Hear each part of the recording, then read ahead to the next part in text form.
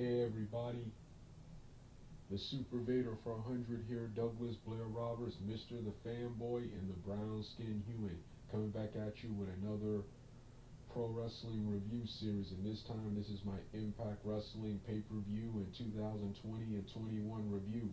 The very first one we're going to start off with is one of my all-time favorite shows and one of the last Impact Wrestling shows I reviewed, and that was Slammiversary 2020. This is also the first in a series of Slammiversary reviews. This is the first one. This is my review of the first one. I'm going to go in random order. This is my review of 2020.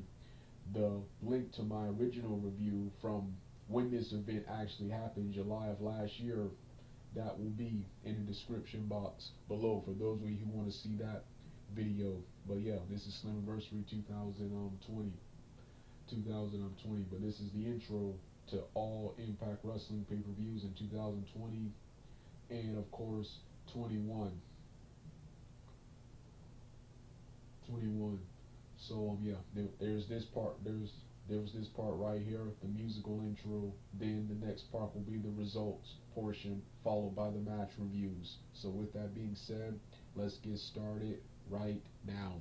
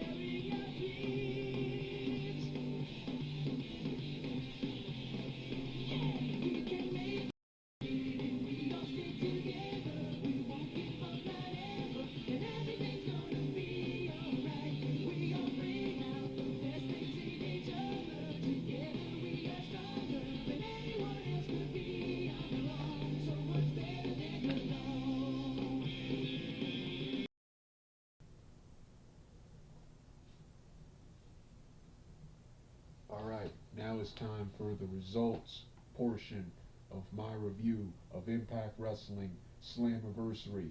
Slammiversary 2020. The show started off with the Motor City Machine Guns, Alex Shelley and Sabin, the returning Motor City Machine Guns, defeating the Rascals, Zachary Wins and Dez, in what I consider internet match.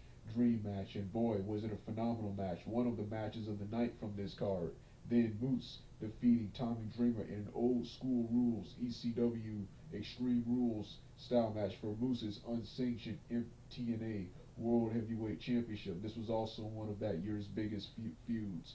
Callie Ray won by last eliminating Talia Valkyrie, won a gauntlet for the gold match to determine the number one contender for the Impact Knockouts Championship. Chris Bay defeated Willie Mack in a pretty good but throwaway X Division title match. I mostly liked Johnny Swinger's involvement in this match. Around this time, this was one of my favorite segments from the show. Recently released WWE wrestlers Heath Slater and Brian Myers made their debuts. I think Brian Myers debuted shortly before this pay-per-view, but Heath Slater made his debut for this pay-per-view. He was in the building. He was in the building. He was in the building. He was in the building. Scott D'Amore told him he had to leave, but he went out to the ring anyway to cut a promo and was interrupted by Rohit Raju. The two had an impromptu fight scene with Heath Slater getting the better of him. Heath Slater getting the better of him. Then, finally, Heath Slater's in Impact Wrestling. I've been wanting this for a long time. Heath Slater, Matt Cardona, and Brian Myers. Each of these guys in Impact Wrestling for a long time, and I wish they would have came back when Impact Wrestling had a bigger roster, but better late than never. I just hate that a pandemic had to happen for this to finally happen. These two guys belong in companies like this. WWE severely misutilized them. I hate how WWE sabotages and misutilizes wrestlers. One of the main reasons I don't really follow or watch that product anymore. So then you got the next match of the night. The North, Ethan Page and Josh Alexander defeating Ken Shamrock and Sami Callihan for the Impact Wrestling Championships. I wanted Ken Shamrock and Sami Callihan to win. Shamrock at 56 years of age, wanted him to win another wrestling championship. But Dina Purrazzo defeated Jordan Grace in a pretty good match for the Impact Wrestling Championship. Dina Purrazzo, she's really growing on me. Then you have the very epic main event. Eddie Edwards defeating Ace Austin, Trey Miguel, the returning Rich Swann, and the returning Eric Young, making this a 5-way elimination match for the vacant Impact Wrestling World Heavyweight Championships. And the Good Brothers made their presence known here when Madman Fulton and Ace Austin attacked Eddie after the match, and the Good Brothers came in, first pretended to join Ace Austin and Fulton, and instead laid both of them out, setting up their feud, which will last a couple of weeks. They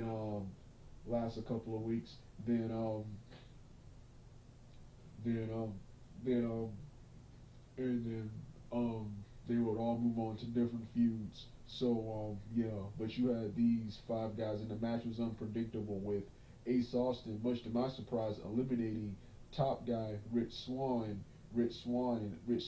upsetting and eliminating Eric Young. Trey Miguel, he got eliminated first, as I predicted. But when I heard Trey Miguel was coming back to wrestling, coming back to Impact in 2021, I wanted this Trey Miguel with the cool gladiator trunks. This Trey Miguel, this one looks like a champion. The new Trey Miguel looks like a vanilla midget and boxer. The boxer part is not bad, but the vanilla midget part is. But I wanted this Trey Miguel. Why couldn't this Trey Miguel return when he returned without the Rascals? The one that was in this match. This was Trey Miguel at his best. This and his Impact Wrestling World Title opportunity that was on one of the Impacts after this pay-per-view right here against Eddie Edwards. Why couldn't that Trey Miguel return? Well, anyway, this was my review of Impact Wrestling Slammiversary 2020. I'm going to review all of the matches this time around. It was so awesome revisiting this pay-per-view again. This was one of the best of the 2020 and 21 era. So with that being said, let's get started.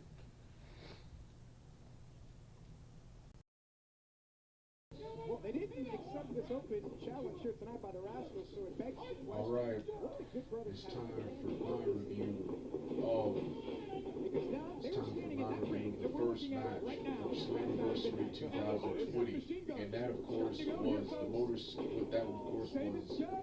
the returning Motor City Machine Guns, Chris Sabin and Alex Shelley, taking on the Rascals, Zachary Wentz and Desmond Xavier in an open challenge match. And this right here was a phenomenal match. to start the show. Never did I think the Motor City Machine Guns would ever return to Impact Wrestling. And this current run for the Motor City Machine Guns and Impact Wrestling, and current run for Saban, because Alex Shelley is currently sidelined with the COVID-19 vaccination and his side job, and as a physical therapist. But this right here, I didn't think they would ever return. This run right here has been their best. It's been their best run. No longer held down by any former WWE, WCW-based superstars. They're the top guys. They're the top dogs in Impact Wrestling now. What else? What else? This was a phenomenal match. They started off with the chain wrestling. They started off with the chain wrestling with the Motor City Machine Guns, getting the better of them there. Then they got to the high impact moves. One of the more memorable moves of the match was Midway. This was one of the more memorable moves from the Rascals, and that was Zach and Wins doing double team, doing multiple kick combos to the Machine Guns, followed by a double, followed by the Eliminators move, double spin kick with the other Rascal doing a sweep, knocking Saban off his feet, knocking Saban or Shelley off their feet. Another memorable move was Alex Shelley doing a move he never did after he and Saban hit a series of double elbows and forearm shots to the I think Zachary Wins. One of the Rascals hit a giant release German suplex, a move Shelley has never done before, at least not in Impact Wrestling. Then later Shelley doing then instead of their sliced bread cross body finisher, they used a weird double spinning neck breaker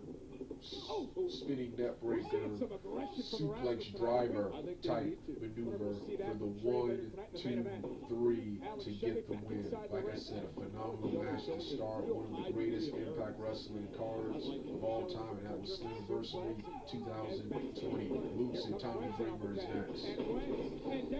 And the Rascals are finding their groove.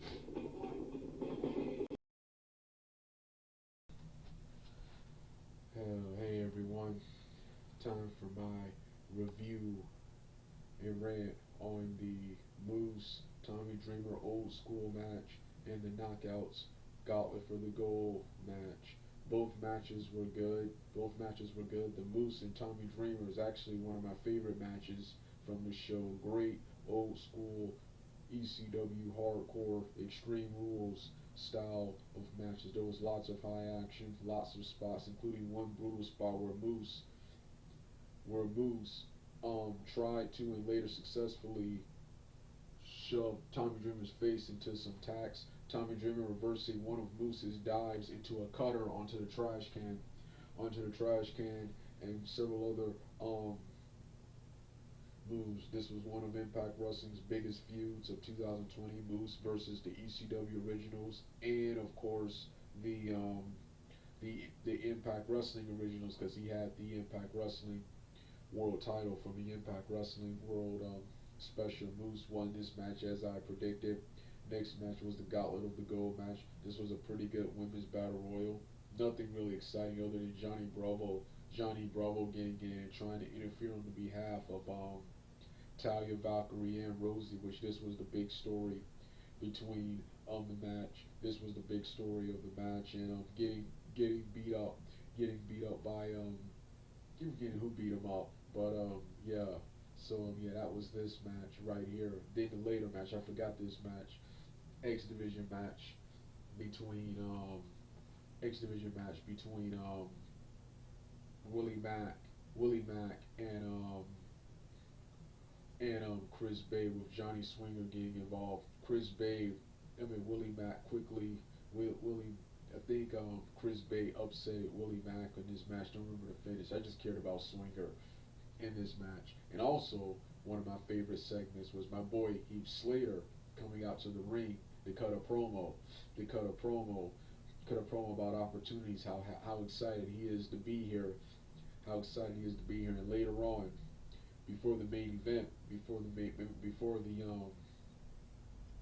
event, main event, Scott Mortos, Heath Slater meets up with Ryan was oh no, before that, coming out cutting a promo, but then Rohit Raju interferes, and then this leads to an impromptu fight with Slater hitting his finisher, one of his finishers, onto Rohit Raju, setting up their feud, and Heath Slater then is told by Scott D'Amore that because they're in a pandemic and this is a private area, he can't be here. He can't, and since he's not a contracted talent, he can't be here. He can't be here now, and tells him he has to leave.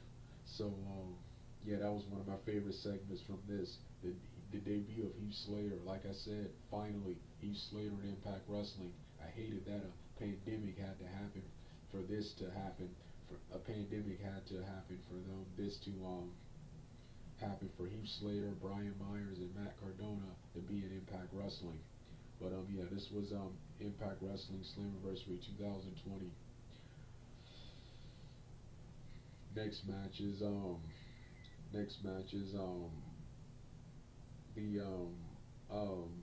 oh yeah, the next match is the tag team title match in the Knockouts title match. So with that being said, I'm finished. Yeah.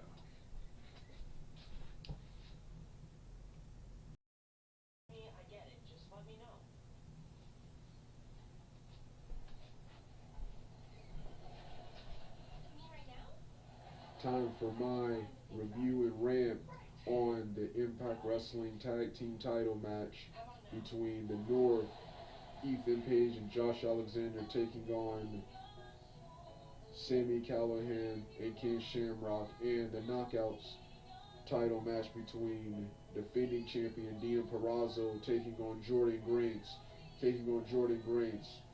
These both of these matches were great, but for the first one, the reason why there's no audio in the background, this is also a rant, because for the Ken Shamrock Sami Callihan match, I wanted Ken Shamrock's and Sami Callihan to win. I wanted Shamrock at 56 years old to win another championship in Impact Wrestling. Most of the match was pretty good. There was really nothing to talk about. It was lots of stiff boxing, MMA with wrestling. One of the more memorable portions at the end came at the end where Ethan Page came in and attacked everyone with his karate kicks.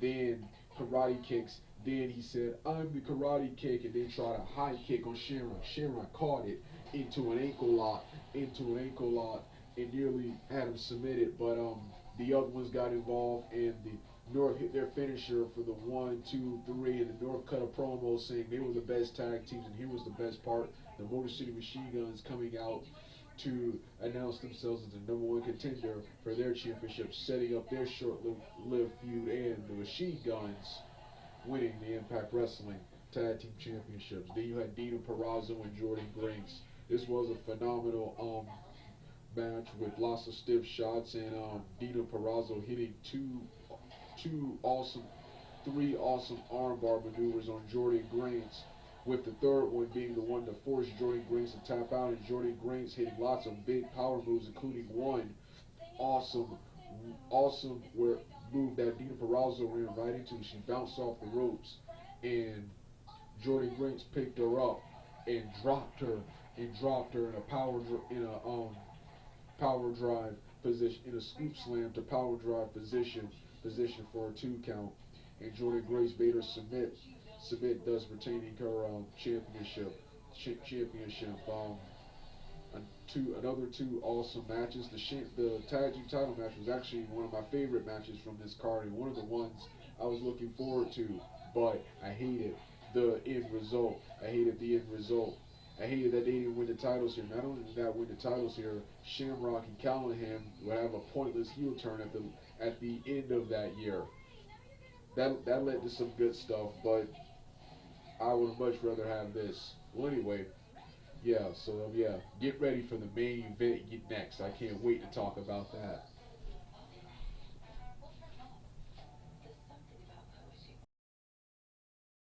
going here. Can Eddie reclaim the Impact Wrestling World Championship? Hey everyone, it's now time. Eddie and Ace for have a my long, nasty history together.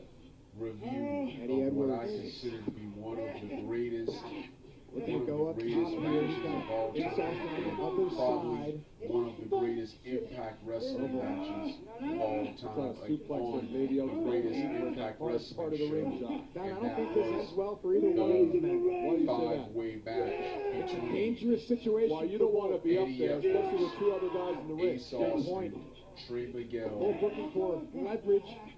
Trey Looks like Eddie Miguel, has it for the moment. Not sure what Rich is thinking. Rich is thinking double superplex. Rich Swan, Eric Young is thinking, Rich I don't think Swan, so. and wait for it. Eric Young looking for a Wait power for it. bomb on Rich The Swan. returning Out of the Eric corner. Young He taking sent Swan. this Oh, God. And they for the crash through vacant the table. Impact Wrestling Timekeeper's World table is Heavyweight down and Championship shattered. five-way. Hold on for a Ace moment. Austin and Eddie Edwards crashing through the table.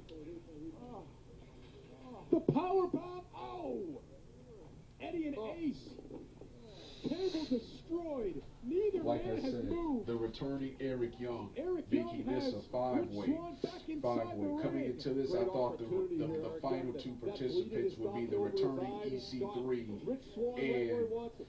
the These returning men know what's at EC3, and stake I here think I tonight, did and predict that Eric is Young because the he was Impact rumored to be Wrestling returning World to this pay-per-view, but Championship. Eric Young still coming out anyway, made it a surprise. And then Rich Swan revealing he's back from injury, coming back too.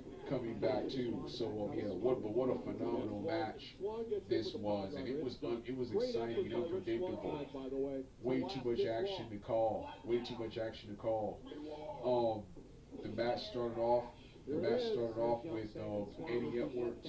The match started off with Eddie Edwards brawling with his rival Ace Austin and Madman Fulton, who of course was interfering on behalf of Ace Austin. And then inside the ring, Rich Swan and Eric Young were fighting, with Swan having an awesome headlock to Eric Young, and Eric Young reversing it. Then Eddie Edwards, after taking care of Ace Austin, got in the ring and he started fighting with Eric Young, and Eric Young reversed one of Eddie Edwards' moves into an awesome belly-to-belly suplex. Then Trey Miguel came in, and him and Rich Swan exchanged double springboard snap-off Hurricanranas on each other.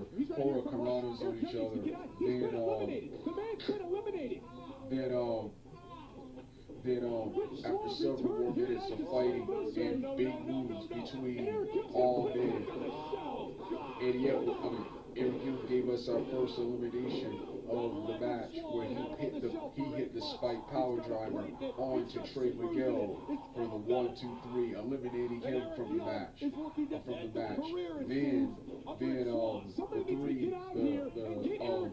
Eddie Edwards continued fighting with Ace Austin, while Eric Young fought with Rich Swan. The guys exchanged haymakers, boxing haymakers, with Eddie Edwards working with Eric Young, working on Rich Swan, trying to do everything in his power to put Swan away. Then Swan, much to my surprise, upset Eric Young and rolled him up, reversed his power driver and rolled him up, eliminating him from the match. And Eric Young brutally attacked Swan, It's sad to say, I mean, this is messing up his bad knee, and Kayfabe putting him on a shelf, and briefly Kayfabe forcing him to retire from wrestling, igniting their feud in this match right here, match right here. Then Ace Austin, much to my surprise, Ace Austin hit it after a